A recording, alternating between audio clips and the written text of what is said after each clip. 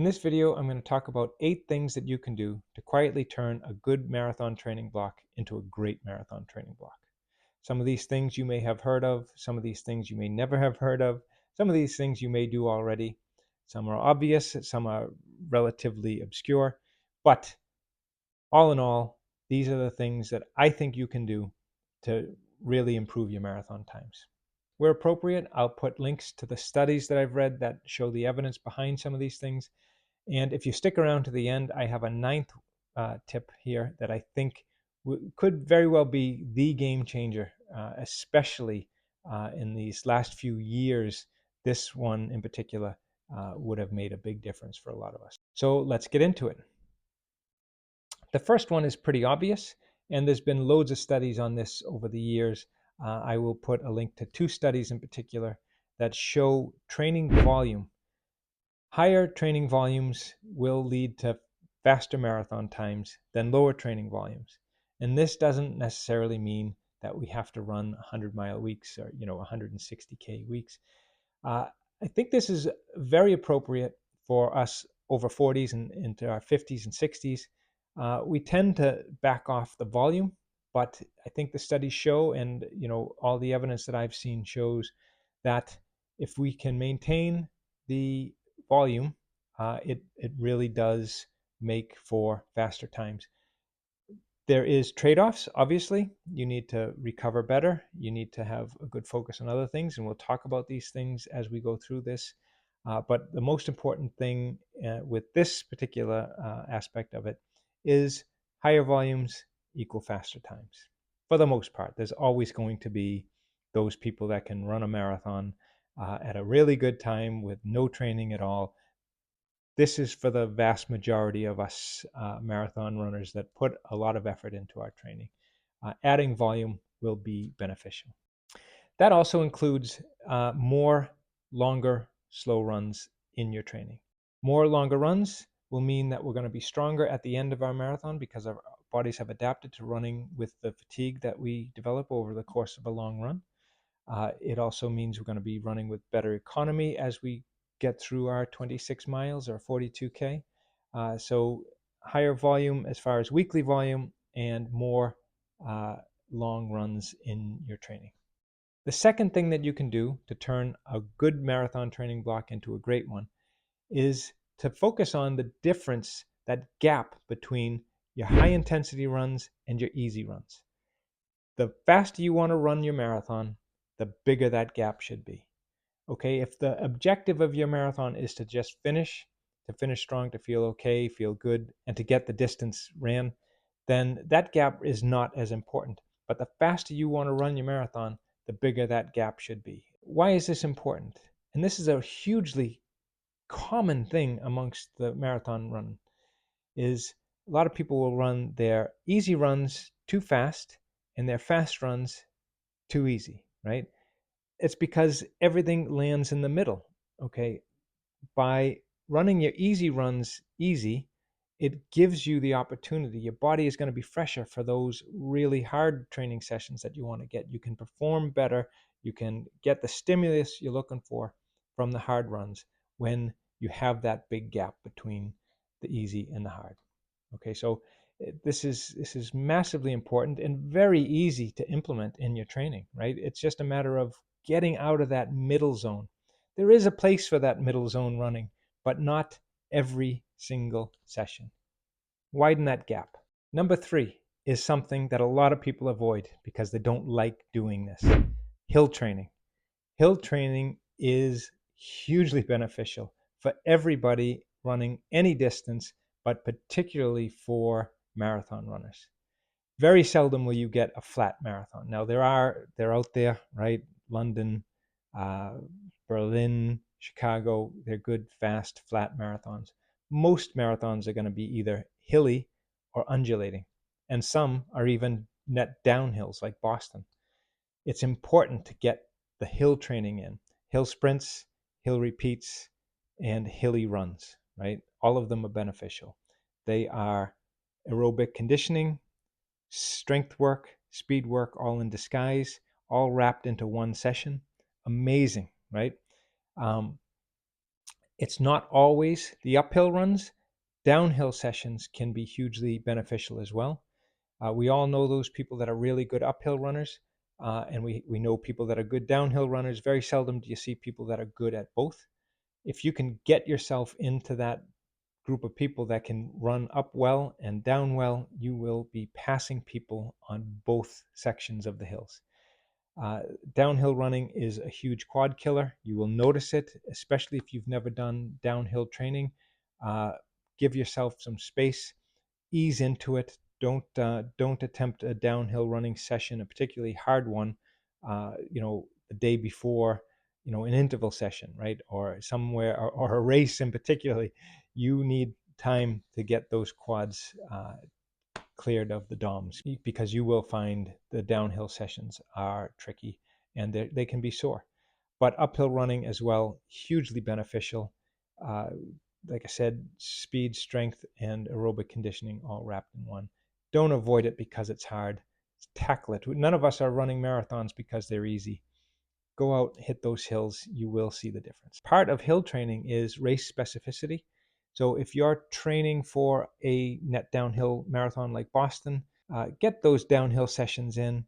If you're training for a particularly undulating marathon, look at where in the marathon those hills are. Particularly if, like, I'll just use Boston again. We have Heartbreak Hill. There's 3 hills starting at mile 17 through about 21, I think. Put some difficult hills into your training late into your training runs. You'll notice the difference on race day. And whatever course you're running, try to copy that type of elevations on some of your training runs. And that type of race specific training can be hugely beneficial as well. The fourth is training frequency. How many times a week or 10 days or whatever your training cycle is that you're getting your heart rate up.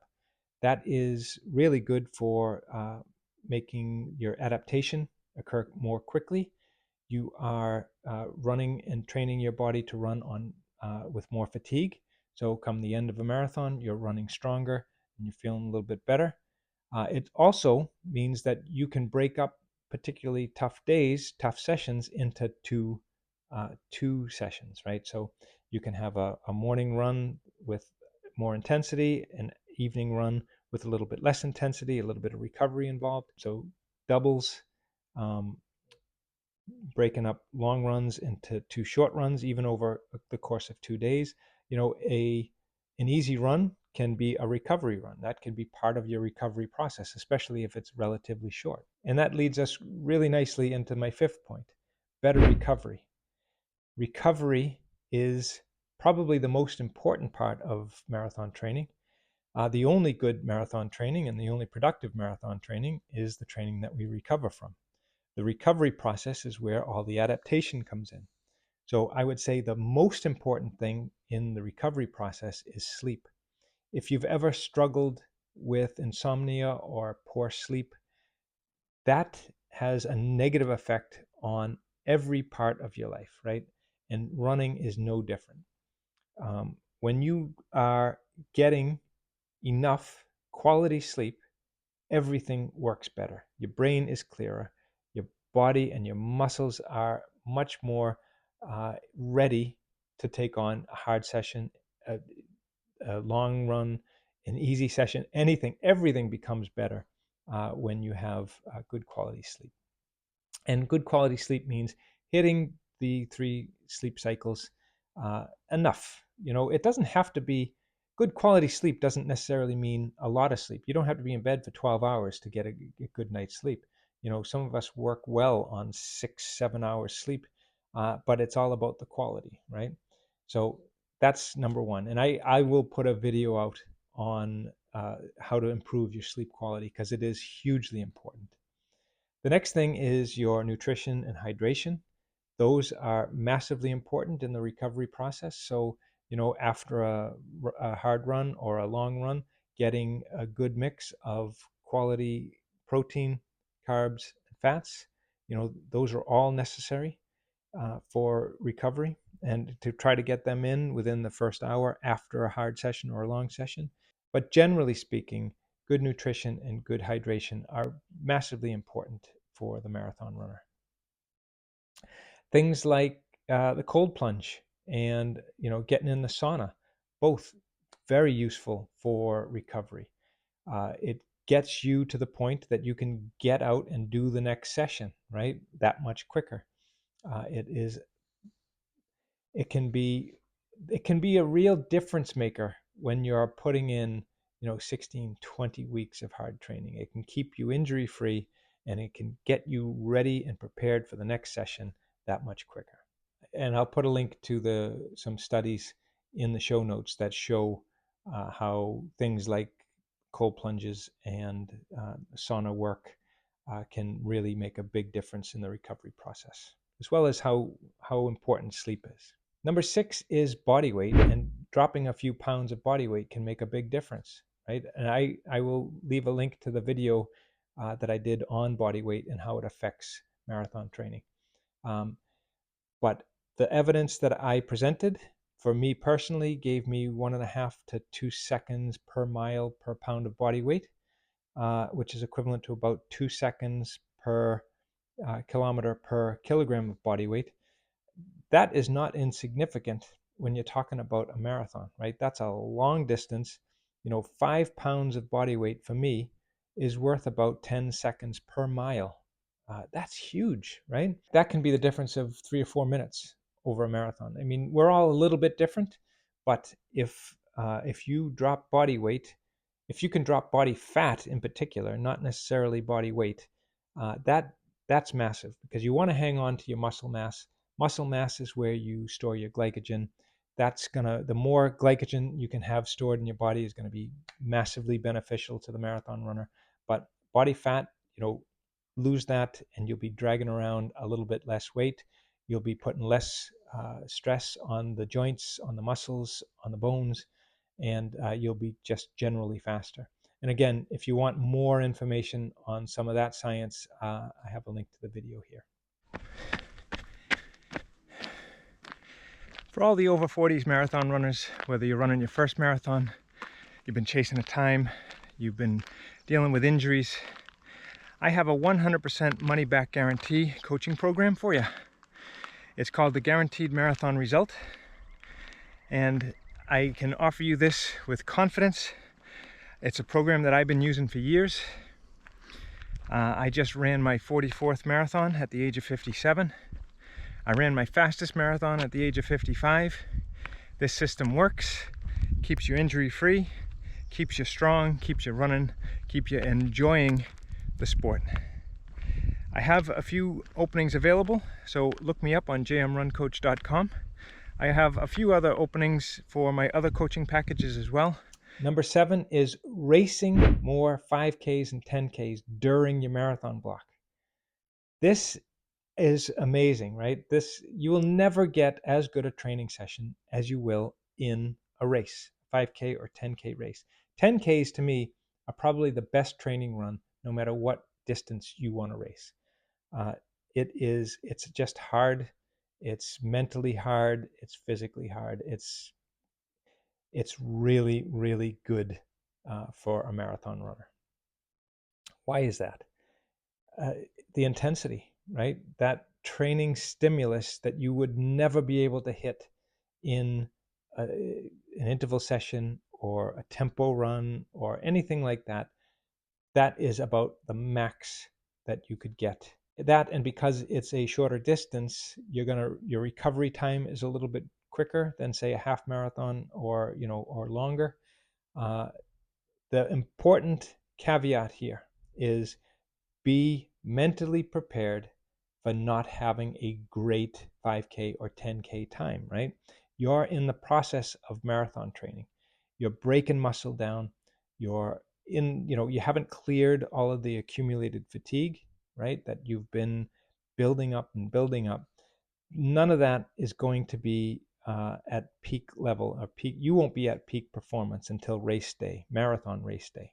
And you shouldn't want to be, right? You only want to be fastest. Your one fastest time is going to be on marathon race day. The rest of the training is to get you to that point, right? So you're going to be breaking down muscle, you're going to be working with fatigue, and you're going to be adapting all of these processes in your body to get to marathon race day in peak at peak performance. However, one of the methods to get there is to race more 5Ks and 10Ks. You may have a really good run in the 5K and 10K. You may run a personal record, a personal best, but that's not the objective. And if you don't, that's where you have to be mentally prepared to say, this is not about running the fastest 5K or 10K that I've ever done.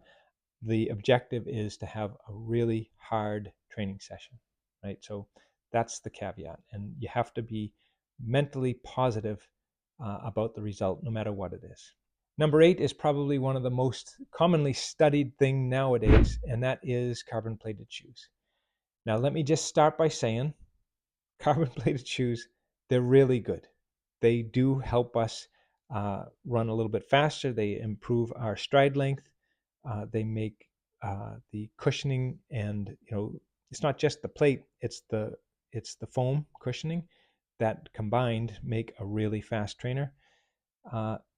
The key on this is the carbon plated shoes are not going to make a slow runner fast. You still have to put in the work. Just the same, a non-carbon plated shoe is not going to make a fast runner slow, right? It's more about mechanics. It's more about training. It's more about, how much work we put in, right? What you put in, you get out. However, it can be the difference between 2 and 3 minutes, or maybe more, depending, in your marathon finish time. Ultimately, if you've not tried carbon plated shoes, they're worth a go. They do make it, they make the legs feel a little bit fresher towards the end. And they can, like I say, increase the stride length. They can increase your cadence. They can make running at a faster pace just that much easier. A couple of things to keep in mind. I would highly recommend you don't do all your training in carbon plated shoes. There is evidence of increased stress fractures and plantar fasciitis. Neither of those things a runner wants to hear. So mix it up. A good shoe rotation is always a good idea anyway for injury prevention. When you're wearing different shoes, you're going to have a slightly different foot strike, and you're going to avoid that repetitive stress that you would have using the same pair of shoes for each of your runs. So yeah, mix it up. Not all carbon plated shoes, and a good shoe rotation in general. All right, and now for the bonus. Okay, this one you may not be totally aware of. It can be amazingly important, and that is becoming heat adapted. Heat adaptation, it means your body is running more efficiently when it's hot. Over the last 5 years or so, a lot of the big marathons have been run in unusually hot conditions.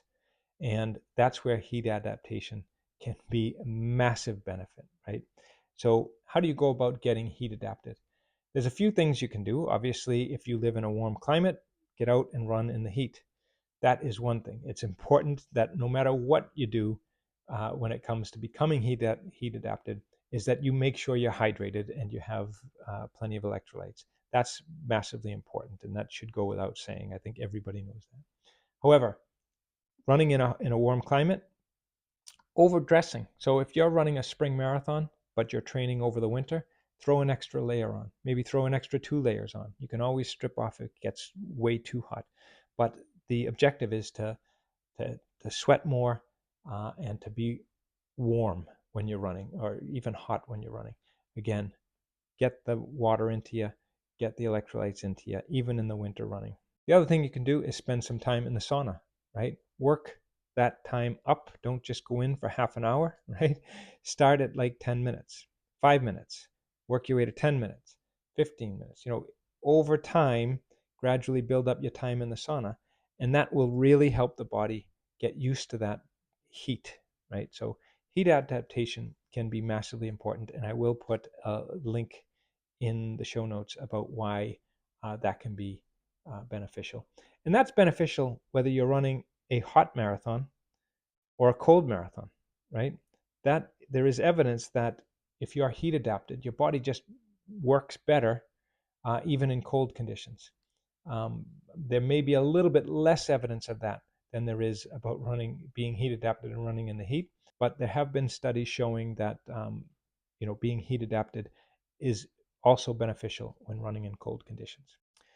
All right, that is my 9 things that you can do to quietly turn a good marathon training block into a great marathon training block and take a few minutes off your finish time. I hope you found that interesting. I hope you found that helpful. If you have any questions, please definitely drop me some comments and I will get back to you. And thank you to my sponsors, the Achieve Running Club and False Prism Games. Take a look at those. I would really appreciate it. And there's links in the show notes. Otherwise, I will see you in the next video.